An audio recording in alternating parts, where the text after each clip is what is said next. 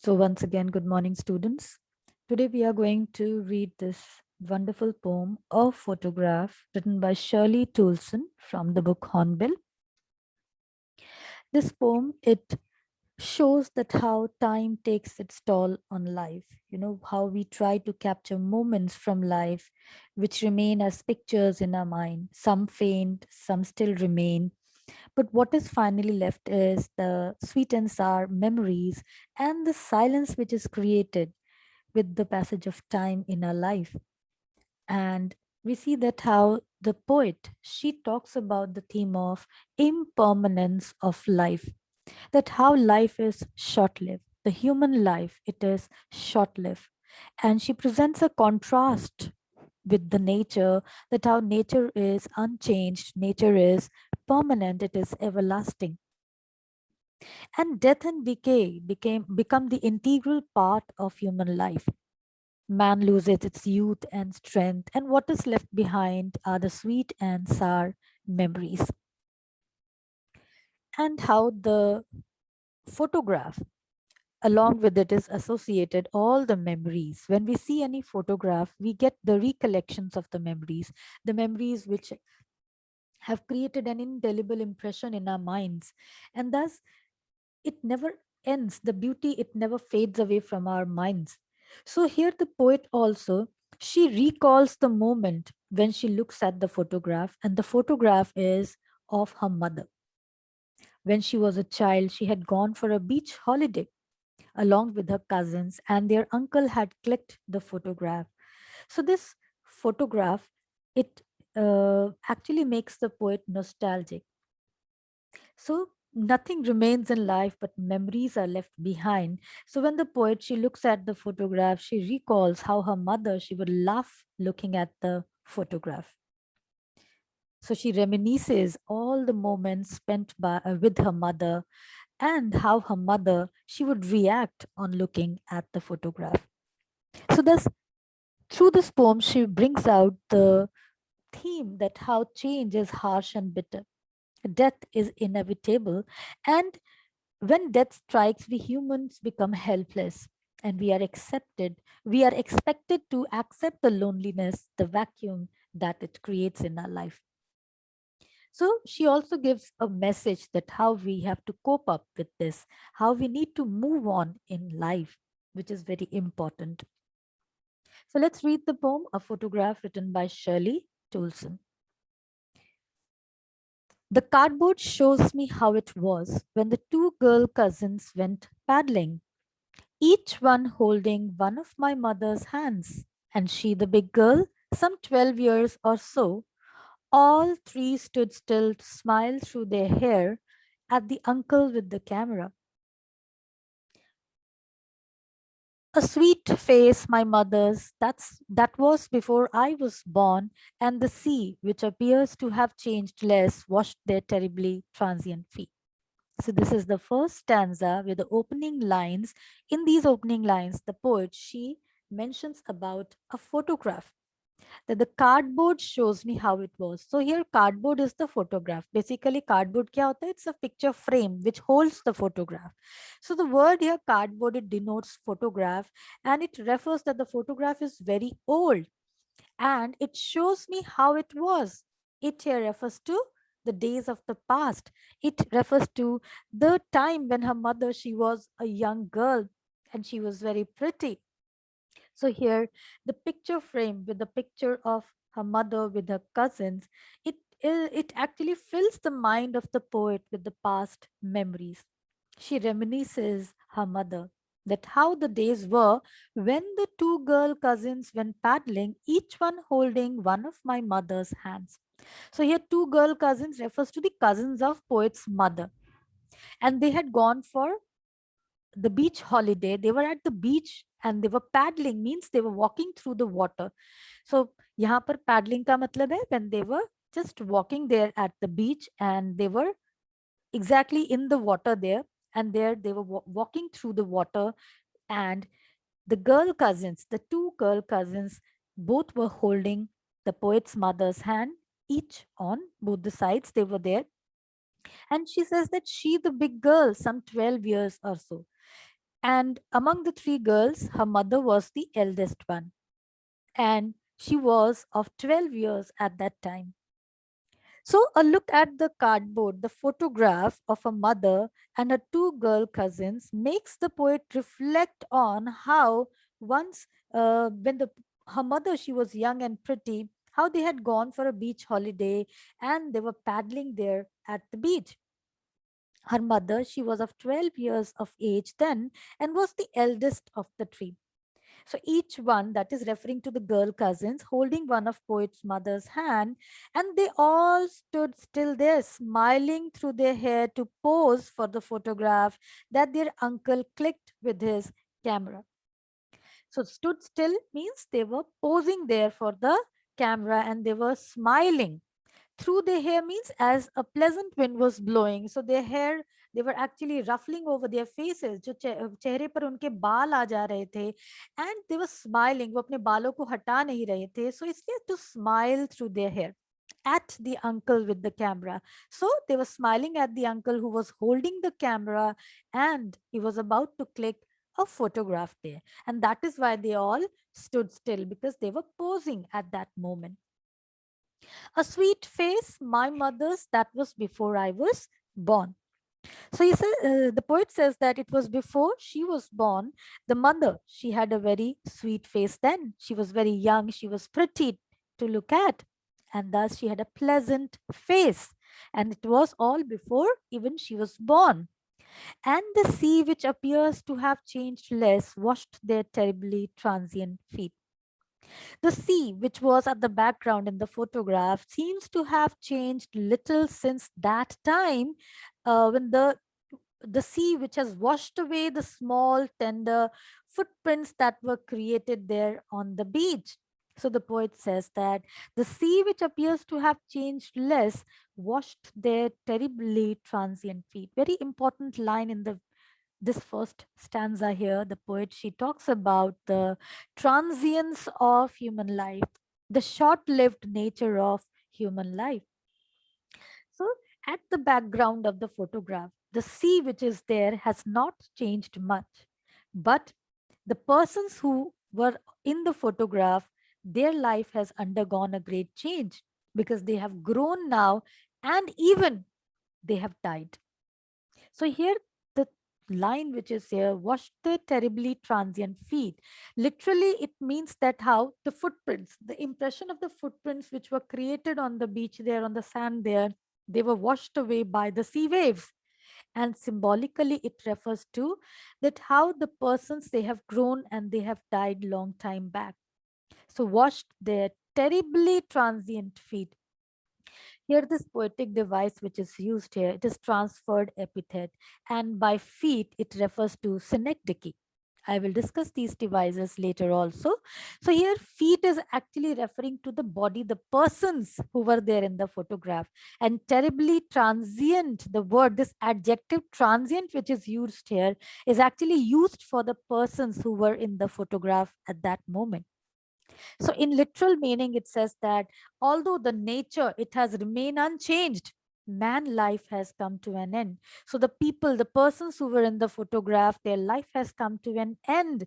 The footprints that were created on the beach, on the sand, those footprints were washed away long time back. And symbolically, it refers, the poet wants to convey us that the person who were there in the photograph, they are dead now. So these two lines, it talks about the theme of the poem, that how the life of human beings, it is not permanent, it is momentary, transitory, ephemeral. But nature, it is perennial, it is everlasting, it never changes. So the sea, which appears to have changed less, washed their terribly transient feet.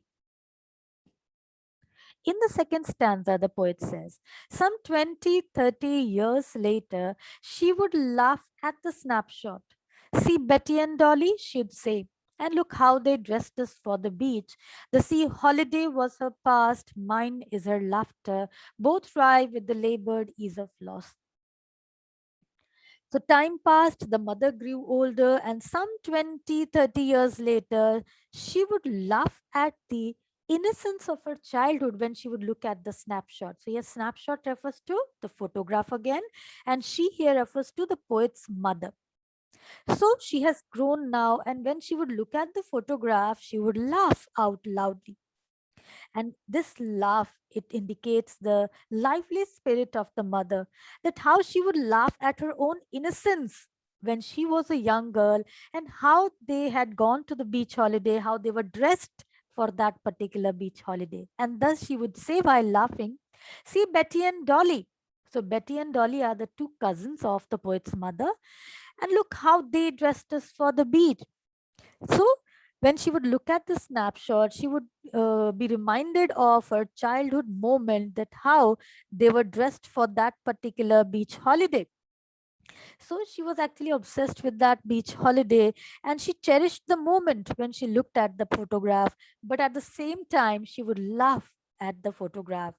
She would laugh at the realization of the fact that how those childhood days were not going to come back again. The mother, she knew this harsh and bitter reality, that as she has grown now, the childhood days are gone back now, and those days are never going to come back. And she had accepted this reality. And that is why the laugh indicates the lively spirit of the mother about the acceptance of the fact that the past days are not going to come back again.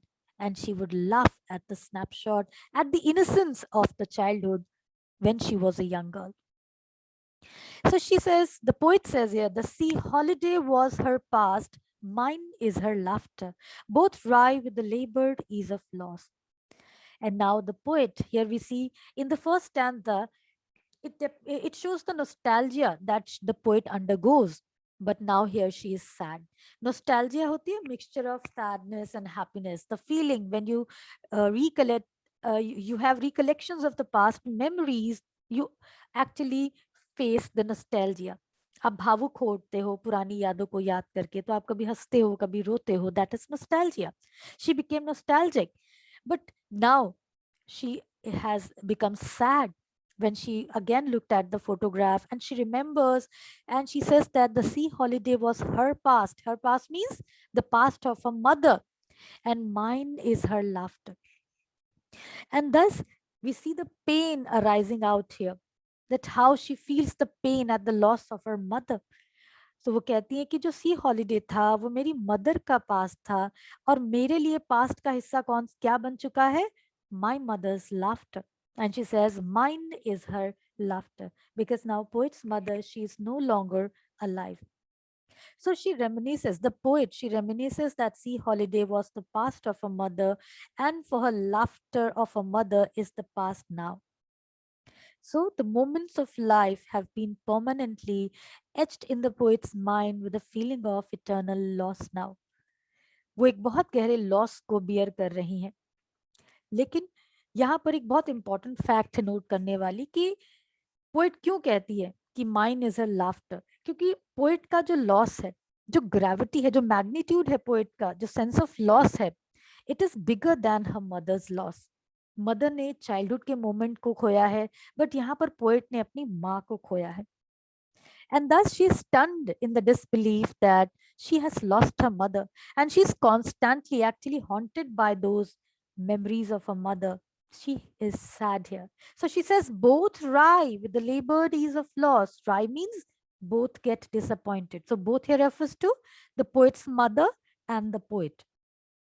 Poets mother किस बात से disappointed है? कि उनकी जो बचपन है, उनका जो बचपन है, that is not going to come back again. But she has accepted the reality in a very lively manner. So she would laugh whenever she would look at the photograph. But the poet, for her, to bear this loss is quite heavy on her part. She is disappointed, she is in pain, and she says, with the labored ease of loss, means she is compelled to bear the loss with comfort. वो disappointed हैं, उनकी माँ भी disappointed थी, but उन्होंने बहुत अलग तरह से इस कड़वी सच्चाई को अपनाया था. But to the poet it is difficult to bear the loss. The magnitude of loss is quite heavy, and she says that she has to make a lot of effort to bear this loss with comfort.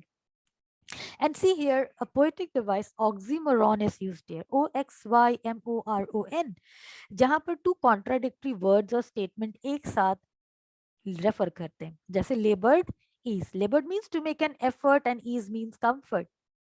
So loss को bear करने के लिए the poet is compelled to make a lot of effort so that she could bear it with comfort. So with labored ease of loss, that means they both were disappointed. So WRY, Ry means disappointed. So both the poet's mother and the poet, they were disappointed.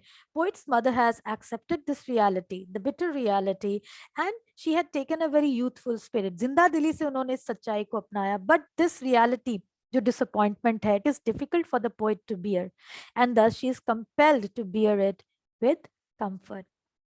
Because हम दर्द के साथ जीना बहुत मुश्किल होता है, so you need to move on in life, and इसके लिए आपको स्माइल भी करना पड़ता है, दुनिया के सामने हंसना भी पड़ता है, सो आपको अपने दर्द को छुपाना पड़ता है, and that is what is poet referring to here, that how she is compelled to bear the loss with ease. And then in the concluding stanza, what the poet says, now she's been dead nearly as many years as that girl lived. And of this circumstance, there's nothing to say at all. It's silence, silences. So death now has overpowered the innocence of those moments and the pleasure they treasured, means both the mother and the poet. So the poet concludes the poem on a very melancholy note, very sad note, with the comment that there is nothing to say or comment upon this sad event. And what is the sad event? The death of a mother. So this circumstance, it refers to the death of the mother, poet's mother, and the present situation now, that how she is nostalgic and she is actually in pain and is forced to bear this loss with comfort. So she says she's been dead. She has been dead. Yeah, she refers to the poet's mother, and she talks about that she's long dead. उनको मरे हुए काफी साल हो चुके हैं. Maybe as many years as that girl lived. And here I would like to tell you that in many of the reference books or on net, if you go for searching about the explanations, you will find that the years are mentioned clearly. The 12 years ho chuke unko mare hue ko. Beta, this is wrong reference. Okay. If you see the lines that she has been dead nearly as many years as that girl lived. So जितने भी साल वो जी होंगी काफी समय हो चुका है. So she is just talking about the expanse of the year कि उनको मरे हुए काफी साल हो चुके हैं. So do not mention the exact year there. Okay. So she talks about her mother that now she has died a long time back. And of this circumstance, that is referring to the death of her mother, there is nothing to say at all. She's speechless now. And she says it's silence, silences. The death of the poet's mother, it has left behind great silence. It has created a vacuum in her life, and nobody can fill that vacuum. She is lonely. She is reminiscing the moments spent with her mother, and she is speechless. She has silently resigned to her fate, and this reveals the helplessness against the harshness of the death. The poet is helpless, and she adds that the silence of the death seems to prevail, and the silence seems to silence all other thoughts that occur in her mind. And that's why she says that now, regarding these circumstances, I have nothing to say at all. And thus its silence silences. So we see that how the poet has brought this theme here, that how life is impermanent and the nature, it remains perennial, it is everlasting.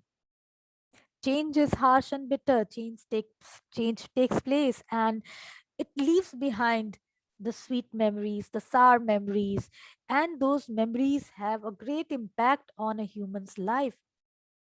But what is important is that we need to move on, and we have to bear the losses that we face in our life with comfort.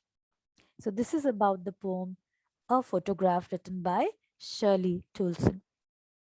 Now, let me quickly discuss the theme and some poetic devices used in the poem. Just give me a second.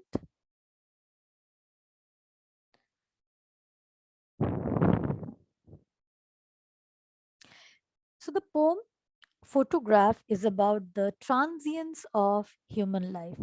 It is short lived. So it shows that how the time it takes its toll. समय की जो मार है वो इंसानों को झेलनी पड़ती है. We try to capture moments from life which remains as pictures in our mind. And what is finally left is the silence and death for the next generation to reflect upon. Because there is bitterness of loss, the sweet memories of the past, the realization of the brevity of human life, the shortness of the human life, and the inability to justify death. We are just helpless against the harshness of death. So what is left is the silence. So ये जो silence है create होती है death के साथ, the next generation उस पर सोचने के लिए मजबूर हो जाता है. बिकॉज चेंज जो है it is harsh and bitter reality of life, and death, it is inevitable. That comes as the greatest leveler. सब कुछ लेवल कर देता है, सब कुछ एक बराबर कर देता है, and it is inevitable. सभी के लिए ये एंड जो है कंपल्सरी है. Objects of nature, if we talk about those objects of nature like sea, river, the oceans, they are perennial and everlasting. But human life, it is short lived. अगर हम compare करें तो human life क्या है? Short lived है. So impermanence of human life is highlighted. So when death strikes, we humans are expected to accept the loneliness, the vacuum that it creates in our life. So we cannot just keep lamenting over the past, what we are actually asked to do. So हमें ये याद रखना है कि yes, हमें ravages of time को सफर करना पड़ता है, losses सफर करना पड़ता है, हम grow old होते हैं, हम old हो जाते हैं, we die as well. So old age जब आती है प्रॉब्लम्स भी आती हैं, लेकिन हमें क्या करना है? हमें उन यादों को संजोना है, राइट? सो मेमोरीज जो है उन्हें इंटरवीव करके रखना है, और उसके साथ साथ हमें आगे बढ़ना है. We should try to make our life meaningful and worthy as we can, right? So what exactly the poet has tried to say when she says that both lie with the labor deeds of Lord. It is a true fact that we have to move on in our life. We have to accept these bitter realities of life, and we have to move on with ease, with comfort. हमें अपने दर्द को छुपाना भी पड़ता है. And thus the poet has conveyed a very important message, that how it silences everything in life. A vacuum is created with the loss of a person, with the death of a person, and that vacuum cannot be filled with anything. And we are expected to accept this loneliness, the vacuum that is created by the death. So this is the theme that is discussed in the poem A Photograph. Next is the literary devices, talking about the rhyme scheme. There is no particular rhyme scheme in the poem, right? So अगर आप ध्यान से देखो, आपको proper rhyme scheme नहीं नजर आएगी. So this poem is without a rhyme scheme. Then there is a personification. This device is used. Personification क्या होता है? When we give the human traits to a non-living thing or non-human thing. ठीक है? So human qualities जब हम bestow करते हैं किसी inanimate object पे या non-human thing पर, then we call the poetic device used as personification. So if you see the last line of the poem, silence has been personified, having the ability to stop the poet from speaking. The poet says that there's nothing to say at all. It's silence, silences. So death ने एक silence छोड़ा है पीछे, और उस silence ने सब कुछ खामोश कर दिया है पोइट के लाइफ में. Poet is speechless now. So yet silence is personified, which has the ability of silencing the thoughts in the poet's mind. Then there is alliteration. Alliteration होता है repetition of a consonant sound at the beginning of two or more consecutive words. So अगर आप ध्यान से देखो, in line number 5, all three stood still to smile through their hair. So ये जो stood still, smile है, the s sound is repeated through their hair. So three stood through, ये जो th sound है वो repeat हो रहा है, the sound repeat हो रहा है. My mother's m sound is repeated. Terribly transient feet, so t sound is repeated there. And silence, silence is s sound is repeated there. So these are the consonant sounds which are repeated in consecutive words. So it is alliteration.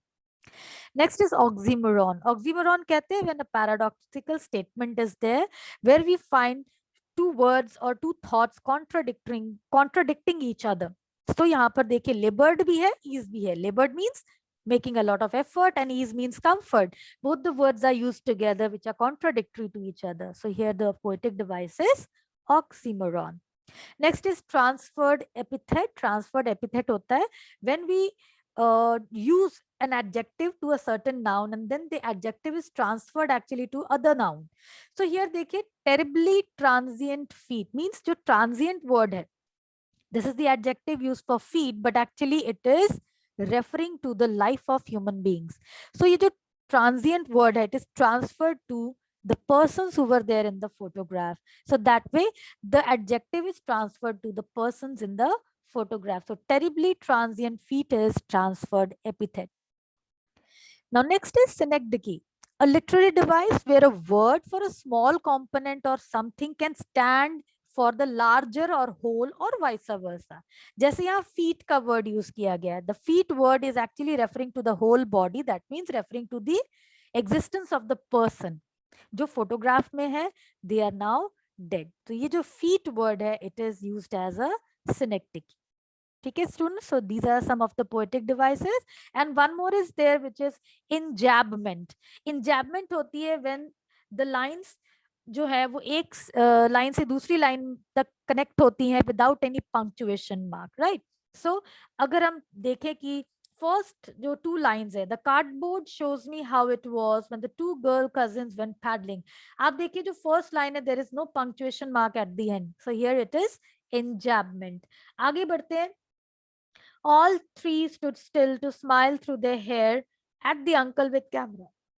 Again, there is no punctuation mark. So enjambment is used there. Then in the second stanza, some 20, 30 years later, she would laugh. See, there is no punctuation. See Betty and Dolly. Then look how they dressed us for the beach, the sea holiday. So here the lines are in enjambment mode. So this is the enjambment in the last stanza as well.